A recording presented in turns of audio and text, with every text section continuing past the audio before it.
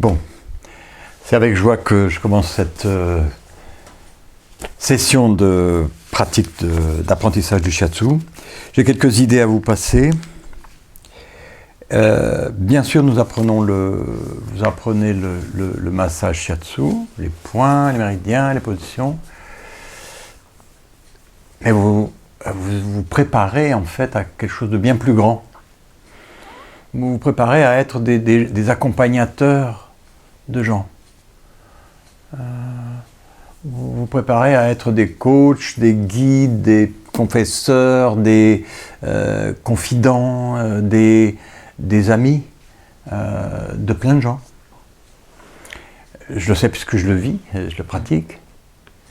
Et c'est surprenant d'arriver chez une personne inconnue, mais d'avoir été chaudement recommandé par d'autres patients, et quelqu'un vous dit voilà ce qui se passe, et vous livre le fond du problème. Et à nous bien sûr de faire un shiatsu après, mais il y a une conversation d'abord, une conversation en général après, qui va apporter des éléments précieux sur l'alimentation, le style de vie, beaucoup de transformations. Et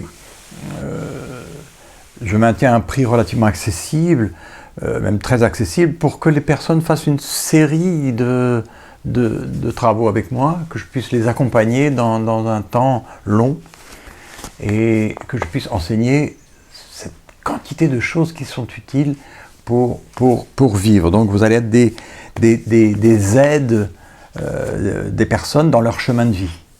C'est beaucoup plus ambitieux que le shiatsu, qui est le corps, le centre, la partie dure, disons. Mais la partie molle, la partie délicate, la partie subtile, la partie d'âme est très importante aussi. Et aujourd'hui, je souhaite, dans cette courte introduction, vous encourager à préparer ce travail. Comment, je vous l'ai dit l'autre fois dans l'introduction, c'est en préparant votre propre trajet d'âme, votre propre transformation corporelle, votre propre transformation mentale et votre propre transformation spirituelle, d'âme ou spiritualiste, enfin, la partie subtile. À quoi je sers, quel est le sens de la vie. Voilà.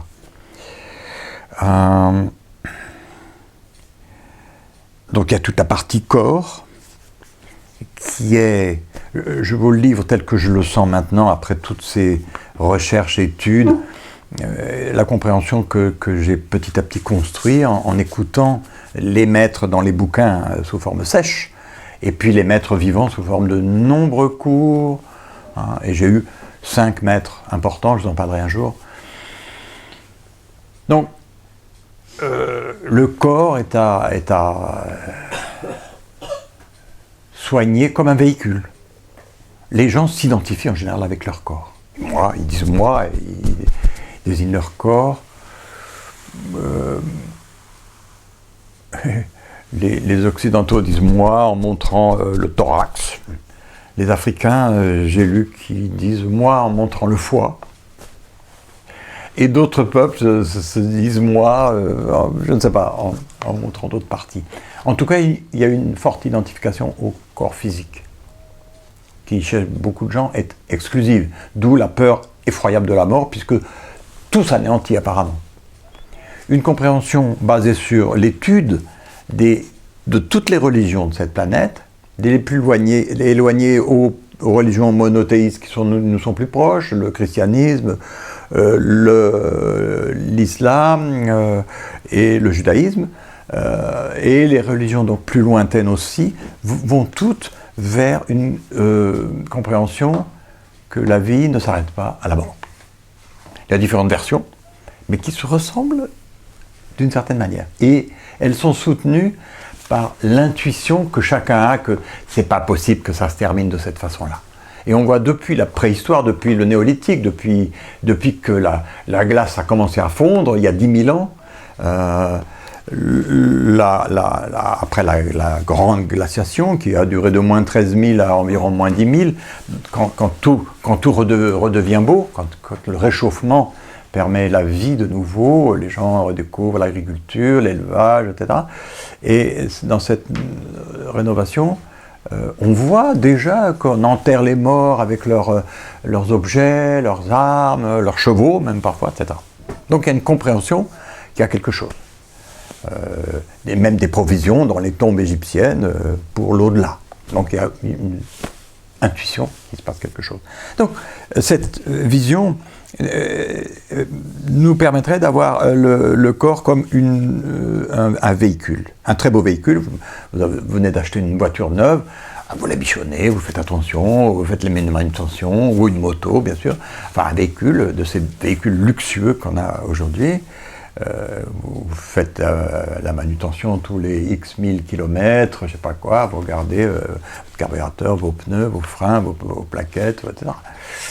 Et en plus, vous essayez d'avoir un garage pour qu'elle ne prenne pas toutes les intempéries. Voilà.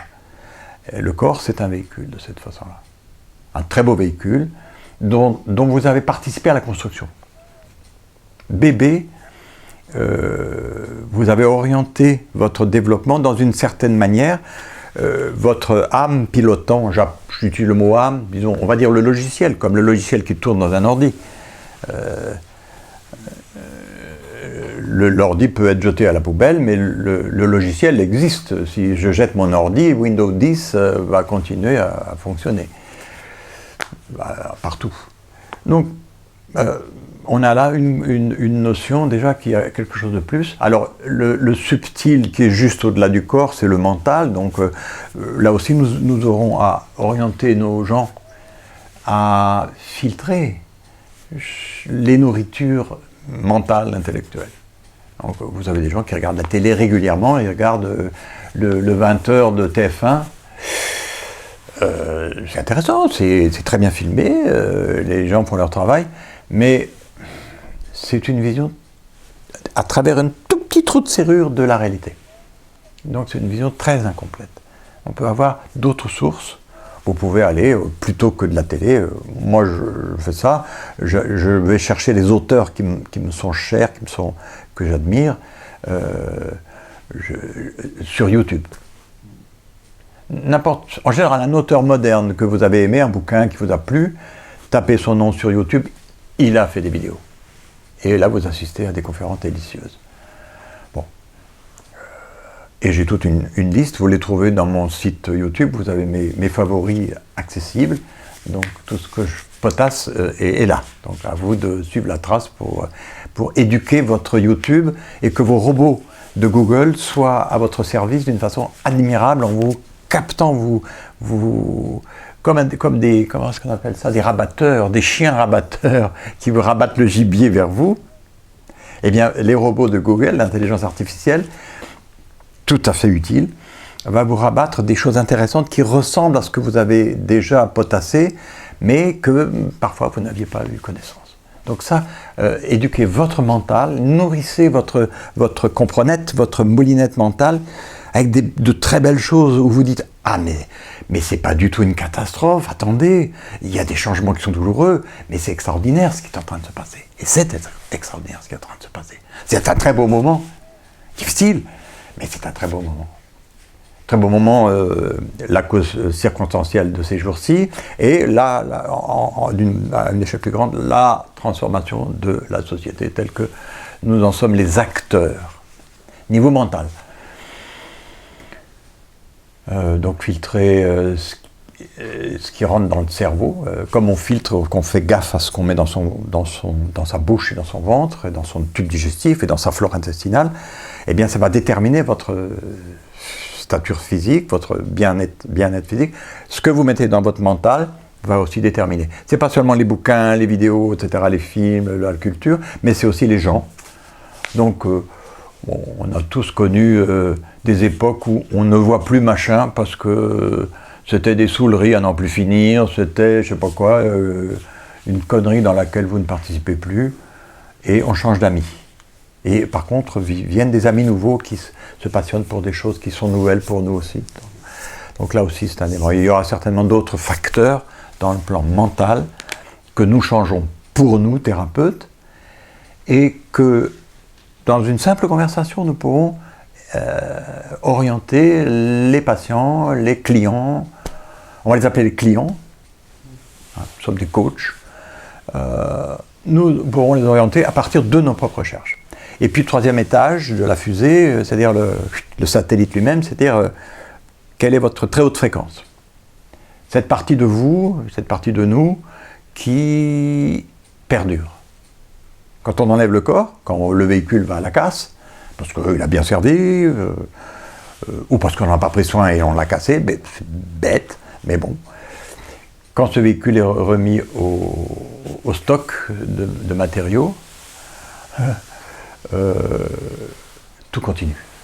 Tout continue. Alors, je passe les étapes, je vous dis ce que j'en pense moi, ce que je suis venu à en penser, je vous en ai parlé déjà souvent. À la limite, je radote, mais dans le sens où j'en parle souvent, mais ça me paraît très important. Puisque, depuis que je suis au courant de ce qui se passe après la mort, qui n'est pas du tout la mort, mais un changement de style de vie, là, je suis intensément rassuré, je suis tout à fait content, je n'ai pas du tout peur d'une épidémie, je peux mourir demain. Si j'étais entre les mains de gens avec des grands couteaux et des gros produits chimiques, là je serais peut-être moins rassuré, mais parfois ils font de très belles choses aussi, enfin, reconnaissons-le. Donc, travaillons pour une qualité de mort, c'est-à-dire une mort tranquille, entourée de ses êtres aimés, ou mourir sur scène, comme les acteurs le souhaitent. Ah. Enfin, donc, visualisons une qualité de transition. Je ne parle plus de mort, je parle de transition. Et pour moi, c'est absolument rassurant. Alors que toute une partie de ma vie, c'était « Mon Dieu, la mort, qu'est-ce que c'est ?» Vous voyez, on n'explique pas aux enfants. Et puis, on n'est même pas capable de leur expliquer quoi que ce soit. Voyez les livres d'Olivier Chambon, « La mort expliquée aux enfants », qui est préfacé par Jean-Jacques Charbonnier. Et voyez le livre de Jean-Jacques Charbonnier, « La mort expliquée aux enfants », c'est pratiquement le même titre, préfacé par Olivier Chambon. Ils ont écrit sans le savoir le même bouquin. Ils se sont rendus compte quand ils ont proposé de faire la préface l'un à l'autre. Ils ont rigolé, mais leurs bouquins sont en vente, sont très très bons. Et la mort expliquée aux enfants, c'est pas seulement aux enfants, mais c'est aussi à la partie enfant en nous, adultes. Et c'est donc un travail précieux. Ces deux auteurs sont d'ailleurs fort intéressants. Et je viens d'acheter hier le dernier de Jean-Jacques Charbonnier qui s'appelle « J'ai envoyé 10 000 personnes dans l'au-delà ». C'est quand même un titre assez sympa. Il se réfère à cette expérience qu'il fait de TCH, transcommunication hypnotique.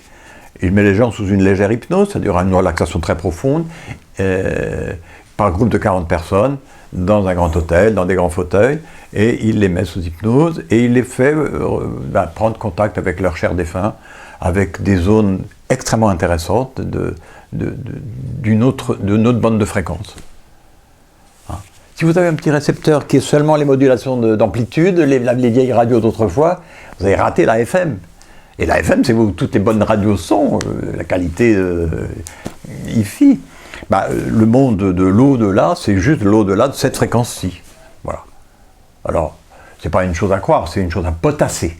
Potasser votre propre conviction en lisant des bouquins. Il y a suffisamment d'études, il y a plein de gens, il y a d'énormes quantités de gens qui de là-bas ont parlé vers ici, à travers des téléphones médiums, des gens sensibles qui perçoivent, et qui ont raconté de très belles choses. Et il paraît que dans l'au-delà, on rigole pas mal. Donc vous pouvez être rassurés. Et il semblerait que nos enterrements ne devraient pas être cette chose sordide, tristounette. Bien sûr, on est triste de perdre la personne qu'on aimait. On n'aura plus le plaisir de la prendre dans ses bras. D'accord. Mais quelque part, on devrait se réjouir parce que, ouf, le temps des souffrances est fini. La personne va se remettre. C'est comme faire une cure, comme être en vacances. Va être orientée par ses guides. Va retrouver sa famille d'âmes, qui est la véritable famille. Des âmes, des groupes d'âmes, où vous vous retrouvez entre « Ah, machin, tu es là, comment vas-tu? Alors, comment était ta dernière réincarnation? Oh, écoute, je te raconte pas, il y a ceci. » Et on se prépare pour la prochaine, hein, en disant « Ok, je vais replonger, mais ce coup-ci, on ne m'y reprendra plus. Hein, » tel le corbeau de la fable. Il jura, mais un peu tard, qu'on ne les reprendrait plus. Donc, nous évoluons. Et vous êtes les thérapeutes qui vont aider les gens à faire cette belle évolution. C'est-à-dire à préparer dans le temps d'existence, dans le temps d'expérience, jusqu'au game over, fin du jeu. Et là, le jeu s'arrête, mais on est entier de l'autre côté, eh bien vous allez donc préparer les gens à faire ce passage-là.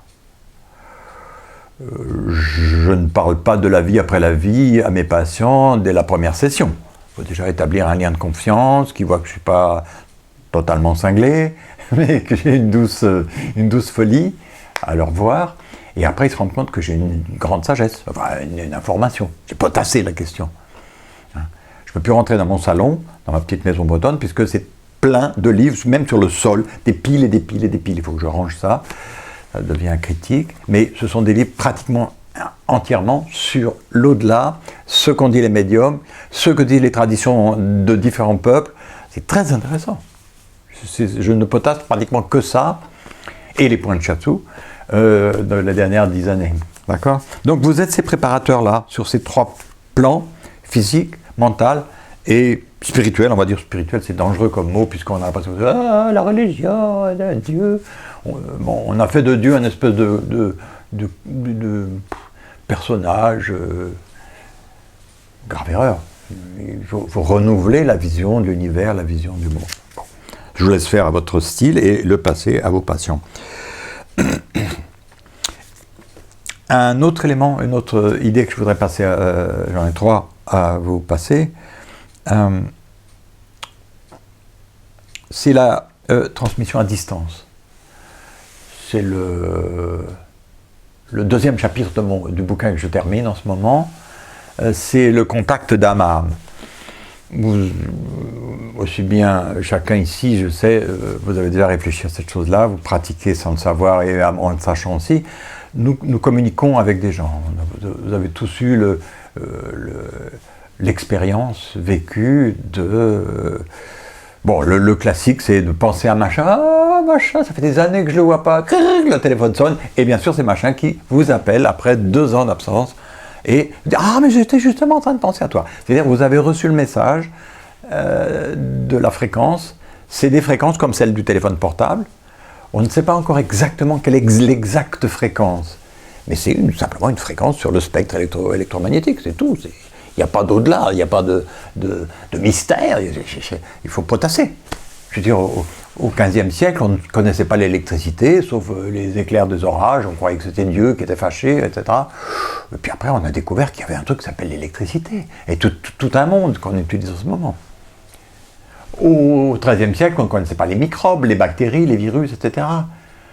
On pensait qu'il y avait une génération spontanée, parce que d'un seul coup, dans un brouet laissé abandonné, ça commençait à pulluler des trucs et des machins, ça tournait, c'était pourri, ça moisissait.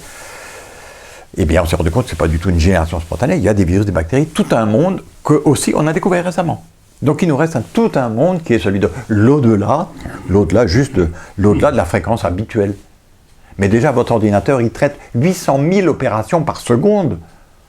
800 000 opérations par seconde, c'est inconcevable, je ne comprends pas. Je n'ai pas de moulinette mentale pour comprendre 800 000 opérations par seconde.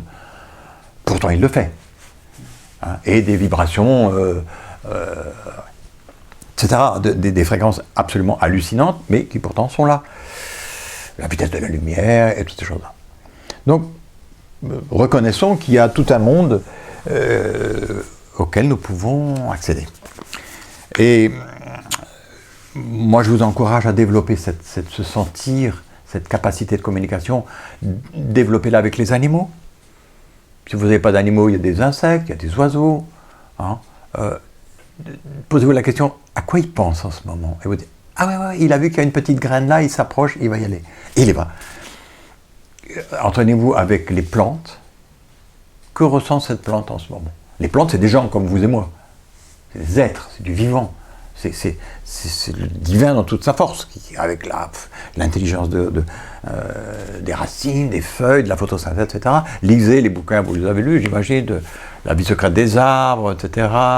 Le bouquin de Kovelart sur l'intelligence des plantes. Et il y a plein de livres merveilleux sur ça. Potassez ça et vivez-le.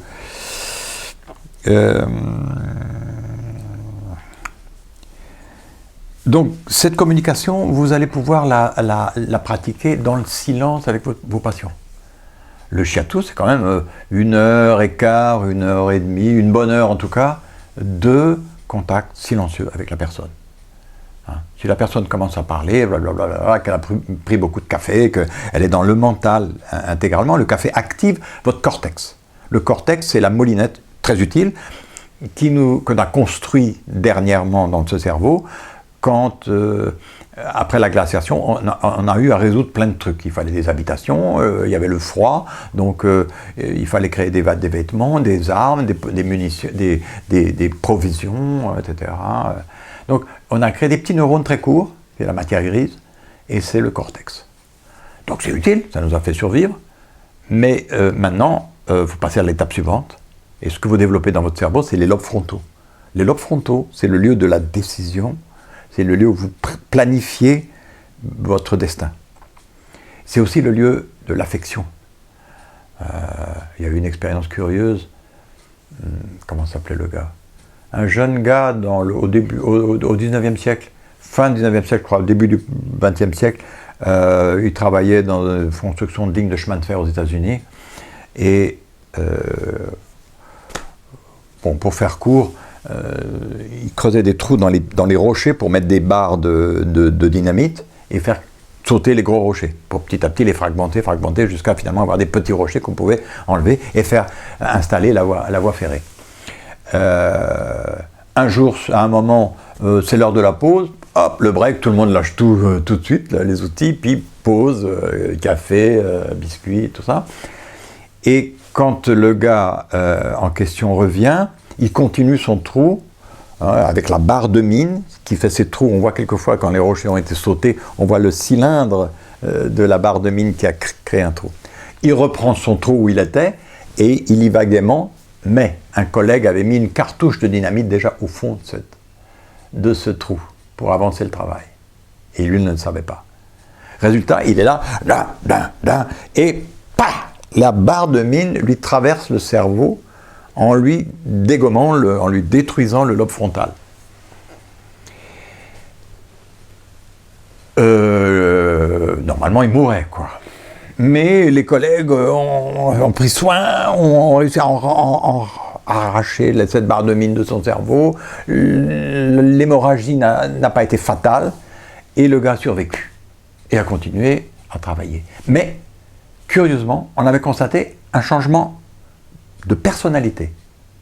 Le gars était avant, mais le bon gars, le gars adorable, vraiment que tout le monde aimait bien, qui était gentil avec tout le monde, qui était vraiment, qui prenait soin des uns et des autres, et il était adoré dans tout le chantier, et dans l'équipe, vraiment, on l'aimait bien, et il était vraiment super. Et d'un seul coup, il est devenu un gars méchant, faux, égoïste et faiseur d'entourloupe et d'attitudes moches, quoi. Il a perdu complètement son affectivité. Par la suite, on a pu commencer à comprendre que cette affectivité, elle était en travail dans l'espèce humaine en ce moment. Vous savez que nous sommes en évolution constante. Et elle est surtout dans les lobes frontaux. Et c'est dans ces lobes frontaux que se crée la construction des cellules nerveuses en ce moment, avec en projet la jointure des deux hémisphères, l'harmonie des deux hémisphères, non pas seulement dans le corps calleux qui rejoint les deux hémisphères par un petit noyau, mais par une extension de ce noyau qui harmonise le côté intellectuel et le côté intuitif, pour faire simple. Donc c'est là que nous sommes en train de grandir. Donc vos lobes frontaux sont ceux qui grandissent. Le cortex, c'est ok. L'époque des glaciations est passée. D'ailleurs le réchauffement, le bienvenu réchauffement merveilleux va nous faire évoluer un grand coup, nettoyer plein de choses qui n'étaient pas ok. Donc utilisez cette capacité affective dans vos massages. Vous allez être technique, c'est certain, vous allez travailler les méridiens, les points, on va travailler ça tout de suite d'ici quelques minutes, mais votre massage consiste à prendre les gens en main, littéralement, dans vos mains, et les prendre comme on prend un bébé. comme on prend la personne qu'on aime, qu'on prend dans ses bras, comme on prend les gens tendrement en biodanza par exemple, même des inconnus qu'on enlace affectueusement, c'est merveilleux. Donc ces mains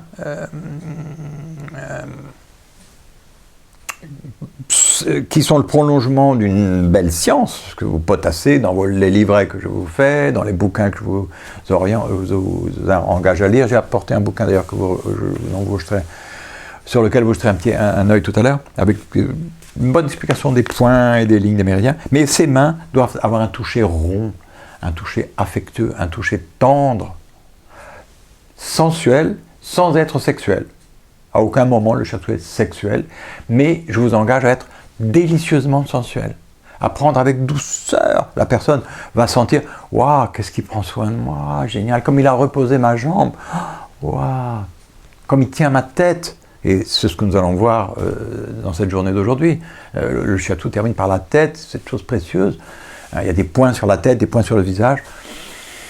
Je vais vous laisser les découvrir aujourd'hui et je vous enverrai le cahier de ces derniers points après, dans la semaine, pour que vous soyez stressés à l'apprendre sans aucun... comment l'acrobate travaille sans filet. Je vous donne le filet après. Après votre acrobatie. Pour vous stimuler à dire merde, il n'y a pas le truc, il faut que j'apprenne, il faut que je mémorise. C'est facile. Ok, ça c'est sur la transmission à distance. Très souvent, ça m'est arrivé de parler à mes patients dans le silence, c'est-à-dire d'âme à âme, de cœur à cœur, en leur disant mais tu peux pas continuer à rester comme ça, regarde dans quel état tu t'es mis, mais c'est bête, arrête de te bousiller, tu peux pas continuer comme ça, regarde, je vais t'orienter, tu vas voir, tu te remets sur pied, tu commences petit à petit, et tes cellules se renforçant, ton microbiome, ta population interne se nettoyant, devenant une population beaucoup plus riche, beaucoup plus variée. Les gens qui mangent une alimentation naturelle ont un microbiome infiniment plus varié. Donc une population délicieuse, heureuse dans l'intestin qui fabrique de la sérotonine à grand bouillon.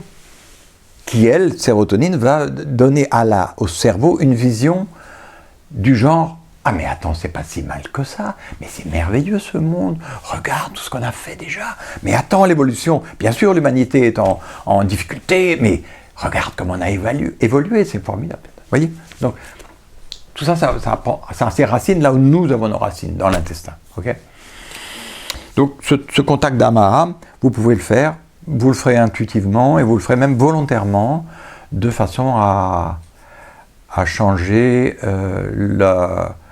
la destinée de ceux qui viennent vous demander de l'aide, la changer pour infiniment mieux.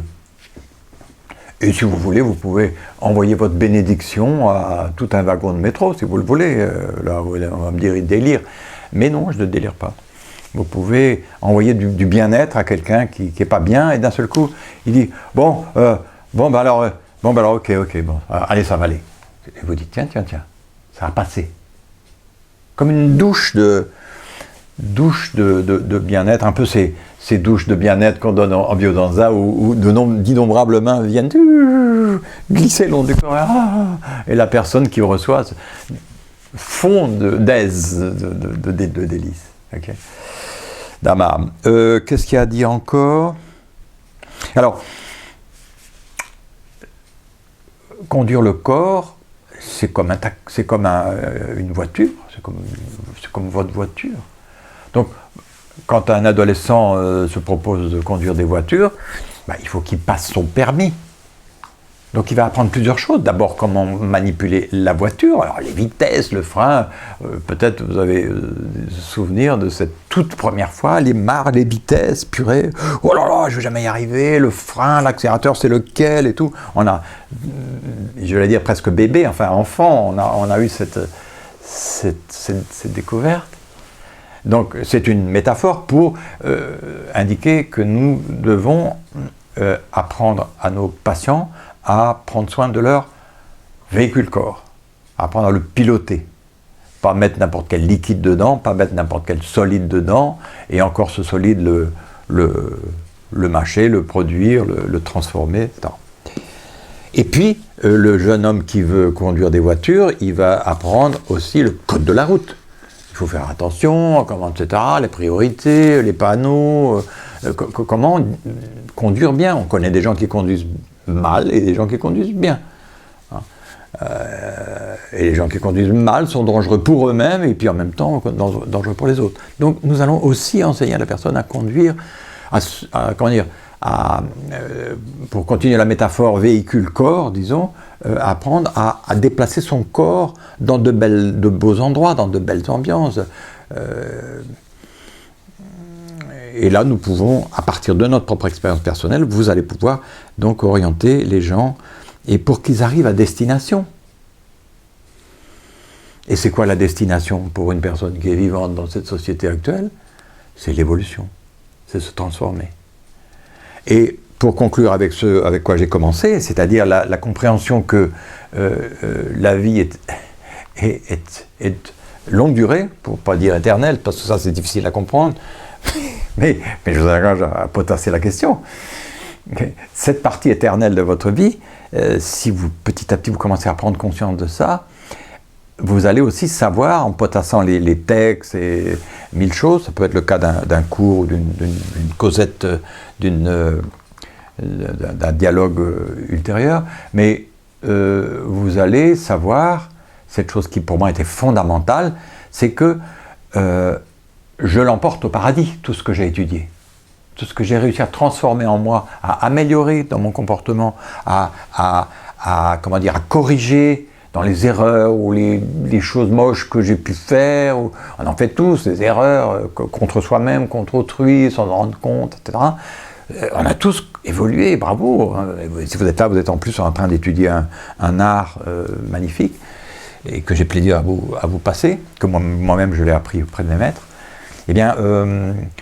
Eh bien, en enseignant à la personne à bien piloter, à bien conduire et se conduire, vous allez lui faire emmagasiner de superbes expériences enrichissantes, et ça c'est pas perdu.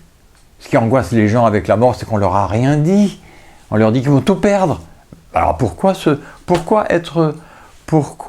faire des efforts pour être bon, honnête, correct, sympa et encore mieux, généreux? Pourquoi si quand on meurt, c'est le trou, puis terminé? Pourquoi avoir créé toutes ces belles qualités? On a l'intuition qu'il y a quand même autre chose. Il y a quand même une mémoire qui reste. Et bien plus qu'une mémoire. Donc, ce que vous allez faire, à partir de cet outil shiatsu, qui est au fond un camouflage, presque, enfin un prétexte, disons, pour que les gens viennent vous rechercher et se sentent bien, et vous gagnez vos petits sous avec ça, et c'est pas mal. Tout travail mérite salaire, c'est bien. Mais, encore une fois, et pour conclure, votre mission, elle est infiniment plus vaste. C'est de transformer votre propre vie, comme je vous le disais l'autre fois, élargir votre champ de vision de qu'est-ce que c'est que la vie, l'existence, le vivant. En fait, ça va être une démarche de compréhension de l'unité de toute chose. Et je ne suis pas en train de délirer, c'est vraiment des conclusions scientifiques. Et la science est en train justement de montrer ça. Écoutez Rupert Sheldrake, voyez des gens comme les gens des neurosciences, etc. Tout est là. La science est en train de commencer à découvrir que l'électricité existe. C'est-à-dire, métaphore pour dire un autre niveau d'existence. C'est formidable, c'est une très belle époque, c'est un moment inouï, quoi. Et voilà, donc vous êtes, comme coach de vie, vous aidez les personnes à évoluer, à créer un software, un logiciel, qui est leur âme, disons, leur champ d'énergie vitale, qui continue absolument tranquille, quand le corps est remis au compost. Il va resservir, c'est des nutriments azotés, quoi. Je veux dire, les cellules mortes, c'est du bon compost. Donc, faites cette expérience de votre existence et ouvrez les yeux, voyez ce qui se passe. quand une civilisation comme la nôtre en ce moment, ces jours-ci, est en train de reçoit une tape sur la tête par un merveilleux virus divin, et est obligée de s'arrêter, de dire « Attends, on arrête tout, il faut que je m'arrête de travailler, il faut que je m'arrête un peu. » Bien sûr, il y a un coût, il y a c'est très difficile pour beaucoup. Mais en même temps, il y a une invitation de Gaïa, la grande Pachamama, la maman terre, à donner un coup de frein avant le mur. Si on donne un coup de frein avant le mur, d'accord, petite marche arrière, et on part dans une autre direction. C'est ce qu'on est en train de faire.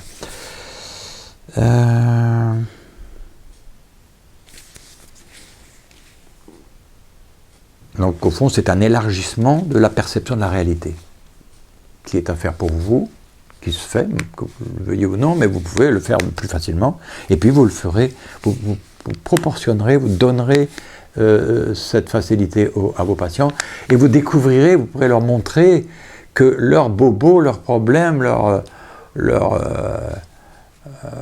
difficultés, eh bien, sont des gentils messages du destin ou de l'ordre des choses, disons, de la logique de l'univers.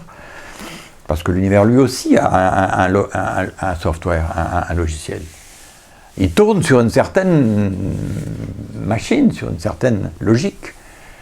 Ce n'est pas les lois de Dieu, c'est la logique de l'univers. Par une façon plus saine de parler de ça. Il y a Dieu, il n'y a personne. Il y a tout. Renouvelons aussi nos religions. On n'a peut-être même presque plus besoin de religion, mais on a besoin d'un intense bain de sacré, de découvrir la sacralité de toute chose. Voilà, c'était mon homélie d'aujourd'hui. C'est moi qui vous remercie. Voilà, ceci dit, bonne chose de faite.